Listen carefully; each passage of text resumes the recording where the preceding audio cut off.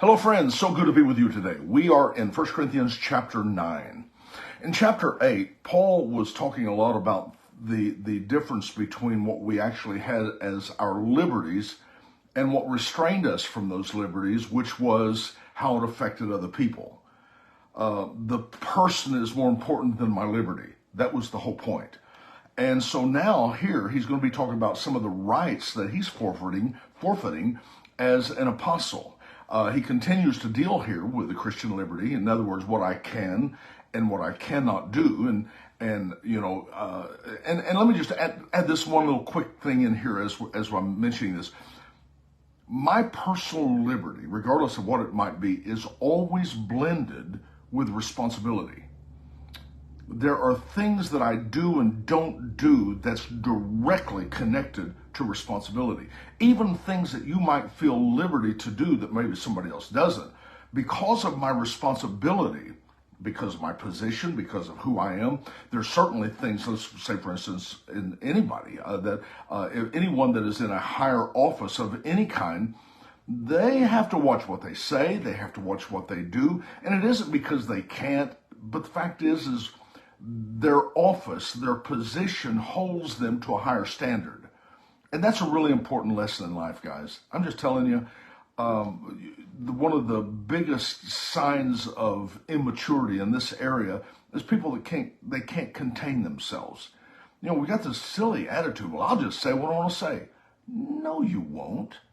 That's one of the biggest downfalls of social media. A lot of people get on and they write things out that are hurtful to people, that are degrading to people, and they have the courage to push post. Seriously?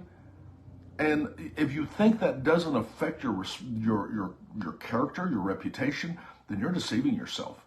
If you're ever going to grow beyond level 1, you know, there might be some things you expect some child or some immature teen to do, but as you grow and as you mature, your words become fewer and fewer because you hold a greater responsibility and what you say affects people. So I have to be very careful. I can't just pop off things, even though sometimes, because I'm a very emotional person, sometimes I'm thinking a lot of things that I can't say. And you're the same way. Things you want to say so bad, and I can't say it. All right, I know.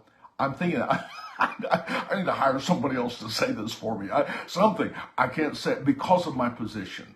So your personal liberty always comes blended with responsibility. And if you can discern that, it will make your path in life much, much easier. So now what Paul's going to do here in chapter 9, he's going to use himself as an example, as an apostle, and as an apostle, there are certain rights and privileges that he should have.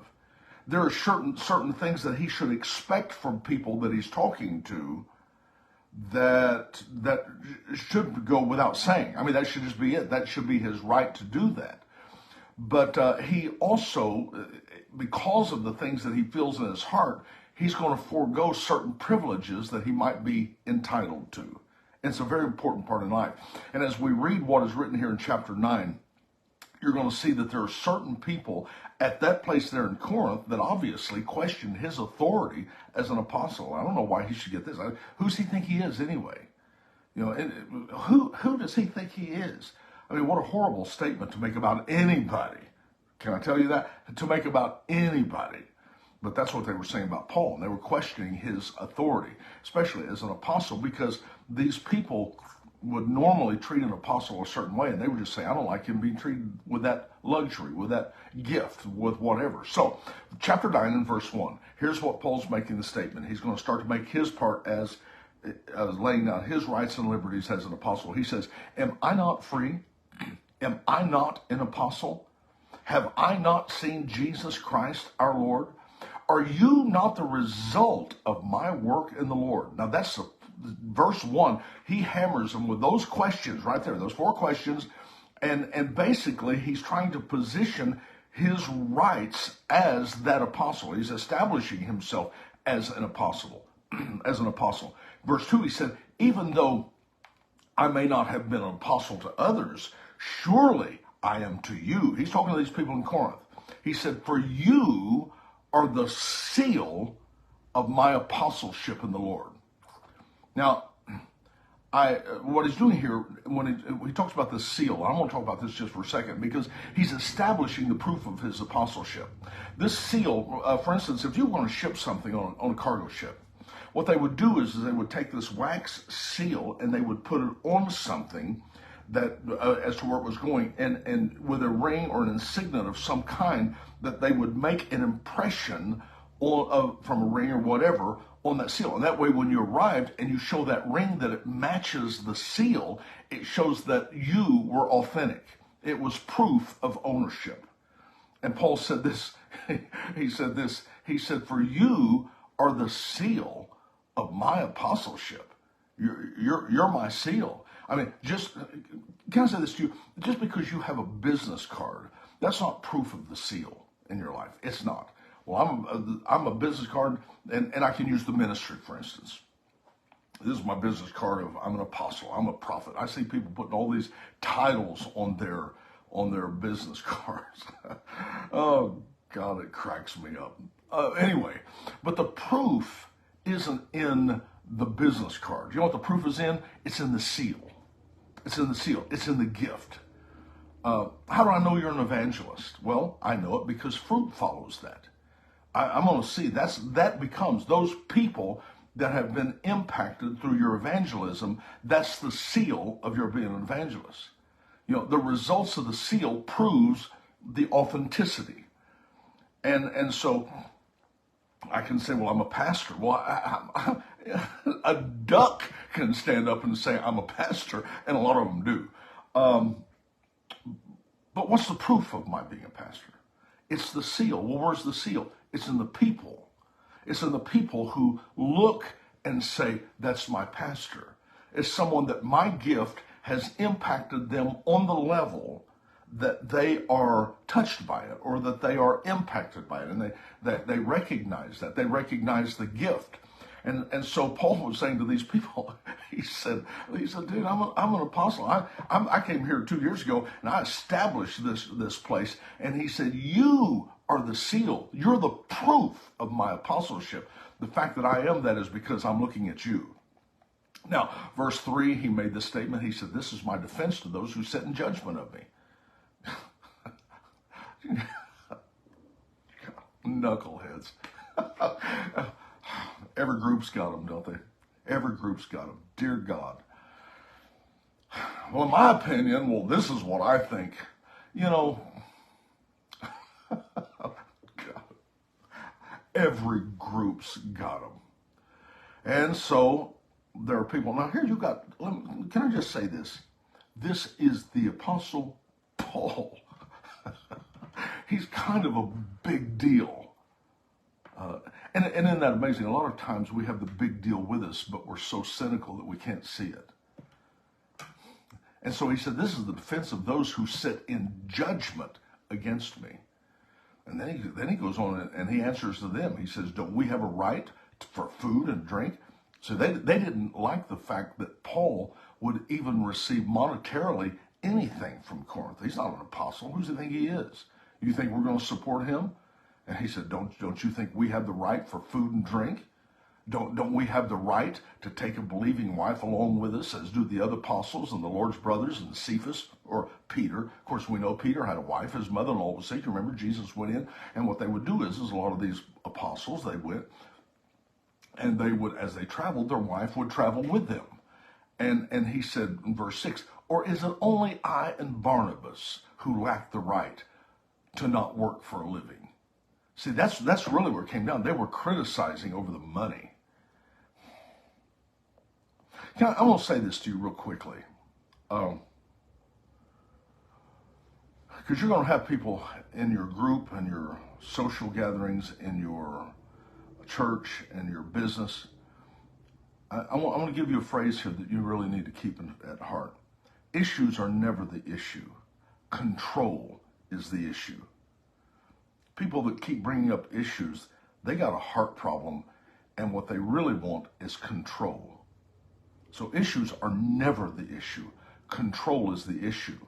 And these people were barking about the fact that Barnabas and Saul and Paul they should be supported by the Corinth church. They shouldn't be supported. And so he said, all these other people, they're going around, you're taking care of them. But verse 6 says, or is it only I and Barnabas who lack the right to not work for a living? Now, he's just being sarcastic to these people right now. And he says, don't we apostles have the right to be supported by the flock of the local church so that we can eat or drink with that provision, the provision that they're giving us? And so here the argument is why they have the right to be supported by the people they work with was in conflict. A few people, and usually it's not very many. Usually it's just one or two, three, something like that. It's kind of like in our country. Most of our country is not as liberal as you think it is. It's just a few loudmouths that won't shut up. And what they do is beat people down and intimidate them to the point that they just yield and give them whatever and think, well, it's bigger than it. It's not. It's just a few people with some serious emotional disorders that raises all of that stink and ruins it for everybody. And in this particular case, there was a few people in the Corinth church that was doing just that. And so Paul was just, don't you think I have a right to be supported by the people that I'm working with? In verse 7, he said, who serves as a soldier at his own expense? I mean, let me ask you something. You're going down and join the Marines, the Army, the Navy, Air Force. I'm going to join the Air Force. I'm going to be a pilot. And they said, well, here's what you need to do. We need you to go down and buy this jet, and then you can come in and be part of the Air Force. That's not it. They provide for them. In the Army, I'm not going to go in there, and they certainly will put me through training, but then they're going to provide me a weapon. They're going to provide me a gun. So he said, who serves as a soldier at his own expense? I have to pay to be in here. I have to pay to get my own equipment. And then he goes on, he says, who plants a vineyard and doesn't eat of the grapes? Or who tends a flock and doesn't even drink the milk? He said, verse 8, he said, do I say this merely as a human? Or doesn't even the law say the same thing? Well, what he's referring to is over in Deuteronomy chapter 25.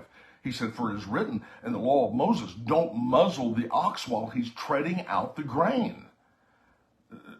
Because they would have this treadmill that they would go and the ox was treading out, breaking all of this up. Of course, they would come in with a winnowing fork and throw it up. The wind would carry it, and the grain would fall to the ground. And he said, don't put a muzzle on the ox that's treading it out. That would be a cruel thing to do.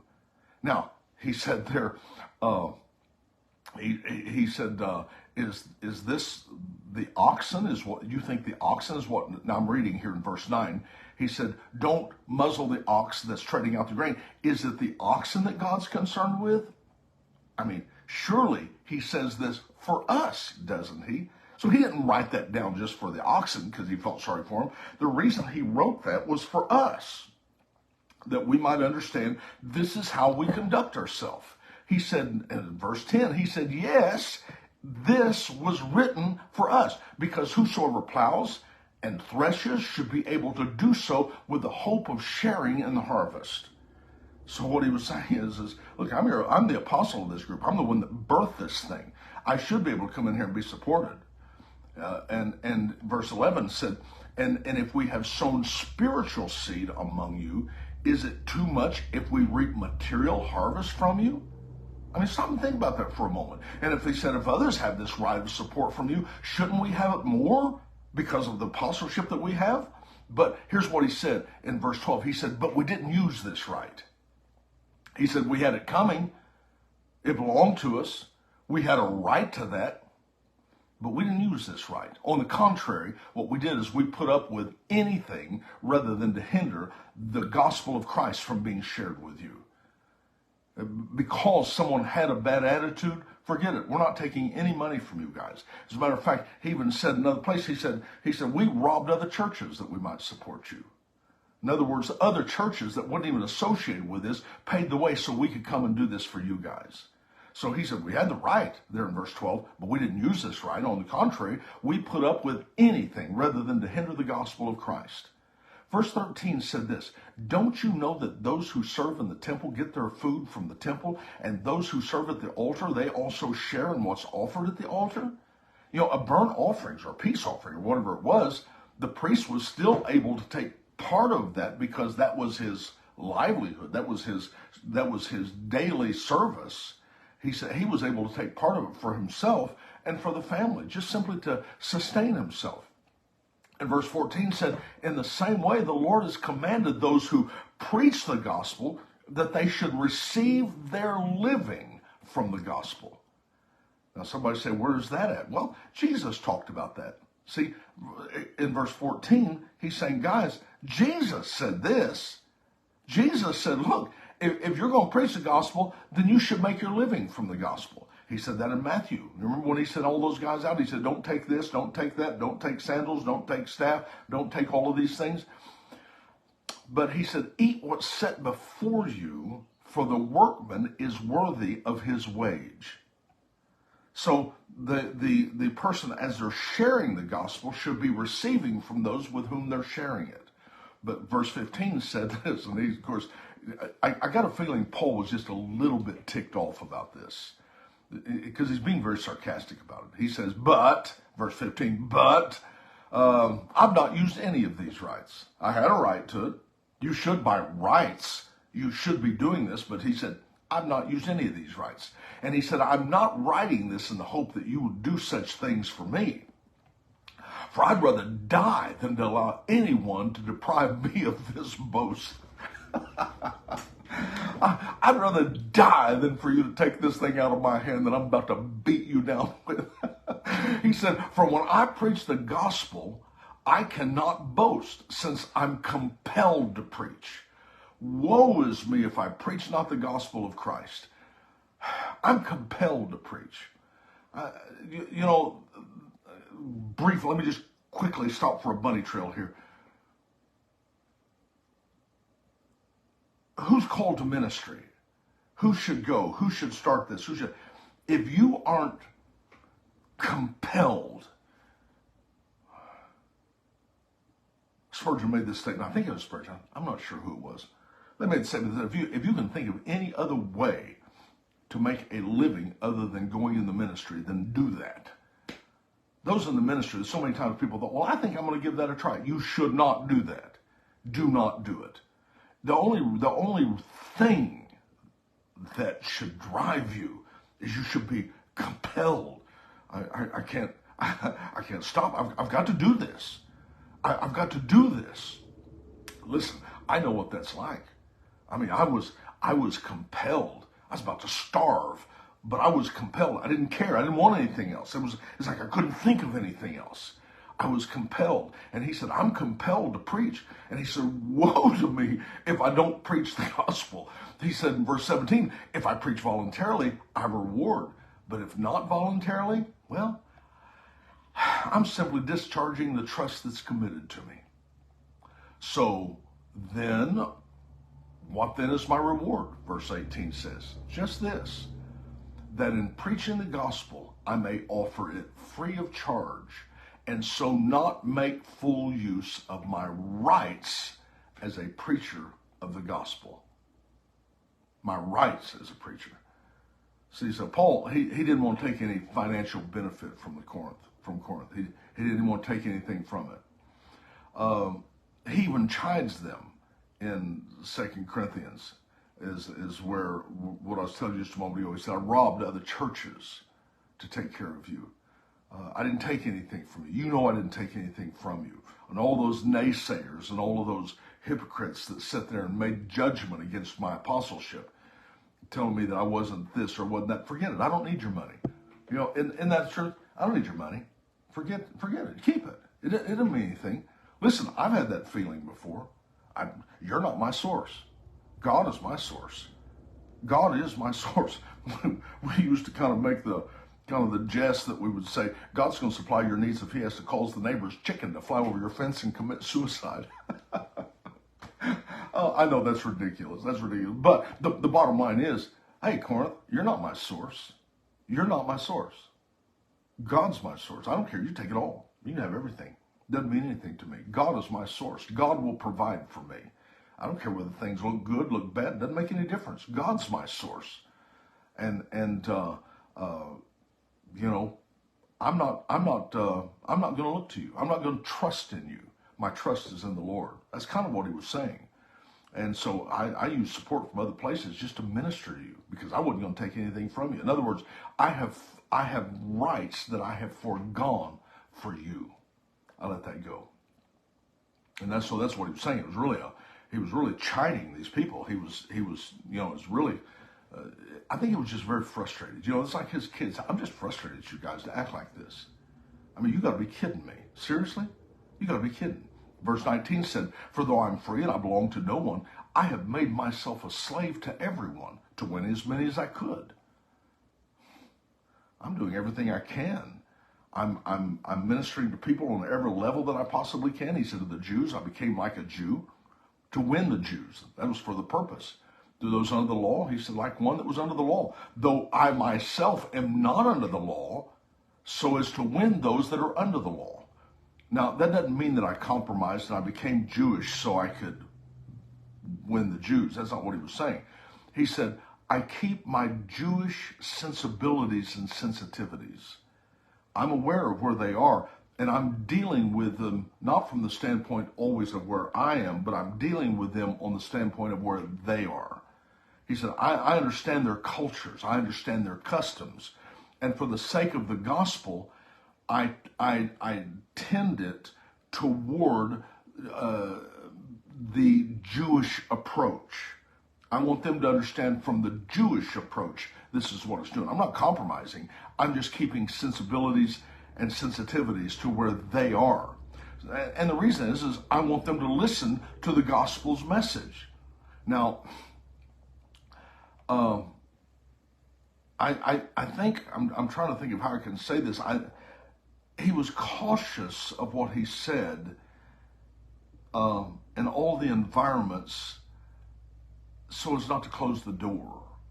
I think sometimes we make a mistake in reaching people that we just go in and throw the gauntlet down and close doors almost before we even get to say hello. I think sometimes you got to analyze where they are and take a different approach. Jesus did that. Jesus didn't have a single approach. And when he healed people, when he delivered people, when he taught people, it was always from one thing to another. One man he spit on his eyes, made clay. To another man he spoke the word only. I mean, it's just there's so many different ways. You got to analyze your crowd and determine what do you guys believe? Where are you? And so how can I take it from that standpoint? And see, Paul was he was immersed in this Greek culture here, and a lot of the quotations that he gave was from Greek philosophers. And he would use what they said to bring about his point. He was very smart. He was brilliant. And I want to just say this to you. You don't always have to just prove your point. Sometimes what you need to do is sit and listen and think, how can I capture you where you are, and then bring in the gospel of Jesus Christ in relation to that you can walk in it and receive in it. Okay? Now, verse 21, he said, to those not having the law, I became like one not having the law, though I am not free from God's law, but under Christ's law. I'm walking under Christ's law, so as to win those not having the law. He said, to the weak I became weak, to win the weak. I become all things to all people, so that by all possible means I might save some. The people are so important, and we have to understand that. And he said in verse 23, he kind of sums it up. He says, I do all this for the sake of the gospel, that I may share in its blessings with you. So all of this that I'm talking about, all the things I'm doing, I'm doing for the sake of the gospel. That's my motivation. I don't care whether you like me or not, but this is my motivation. I want to share the gospel. So now he's going to begin to talk about something else that I think is very important here because he's going to talk a little bit about self-discipline here. He says, for verse 24, he said, do you not know that in a race all the runners run, but only one gets the prize? So run in such a way as to get the prize. Discipline yourself. Bring yourself into line. You got a race to run. He said, everyone who competes, verse 25, everyone who competes in the games, they go into strict training. They do it to get a crown that's not going to last. You know, it's just this little wreath that put them. They didn't get $1,000. They didn't get a gold this, gold that. They just had this little wreath that went around their head, which was going to wilt in about 15 minutes. But all of their work that they did, it was for that acknowledgement. It was for that. And he said, these guys are disciplining themselves to get a crown that's not going to last. But he said, we do it to get a crown that will last forever. Therefore, as a result of that, he said, I don't run like someone running aimlessly. I'm not just running all over the place. And he said, I don't fight like a boxer beating the air. You know, it's almost like he's shadow boxing. He's swinging, but he's never connecting. You know, I don't want to be like somebody who's just preaching but never connects. I need to connect with my target. No, he said, but what I'm going to do in verse 27, I'm going to strike a blow to my body and make it my slave, so that after I have preached to others, I myself will not be disqualified from the race. I love this because in his mind, it was a race. How are you running your race? Are you giving it your best? Are you... I occasionally go to the gym, well, several times a week. But when I'm there, I'll see people, and I'm going to work, man. I'm just telling you something. I'm going to work. I've got some goals that I want to accomplish. I'm driving for it, but I'll occasionally see somebody there, and they're taking pictures of themselves. So they're taking pictures of themselves to show that they're at the gym. But as I look at them, you're not working out. You're not sweating. You're not making any noise. There's no grunts coming from you. You're just taking pictures to show that I was there. That's how a lot of people run this race in life. They're just taking pictures that they can put on Instagram. They're just taking pictures so they can post on this or post on that. You got a race to run, and it's important. It's important. And you're going to have to give your best to this. You're going to have to strike a blow to your body and make it your slave to do what you want it to do. And that's just the truth. You don't want to preach to everybody else and be disqualified from the prize for yourself. And so I just encourage you to go back and spend just a little bit of time looking over this chapter. That's the close of this chapter. It's an amazing argument that Paul brings up just to kind of justify himself. And like I said, you can really feel his sarcasm as he's dealing with these people that basically disqualified him, said, you're not worthy of this. What's he doing here? That type of thing. So it's a good chapter. It really is. Take some time, meditate on this. I've enjoyed it. I appreciate you being with me. Thank you. If you wouldn't mind, please just leave a little note, just a little tag, push like, and share. Hey, that's not going to kill you. Share it with somebody. And you can go, if you would like more, you can go to my website, jerryedmond.com. And I've got a ton of resources there that will be a blessing to you, I promise. And that's about it. I'm looking forward to the next chapter, looking forward to being with you. Thank you for your friendship. Thank you for being my friend. And I love and I appreciate you so very much. I really do. Thank you. And so I'm looking forward to seeing you, my friend, in the next chapter. I'll see you there. Bye-bye.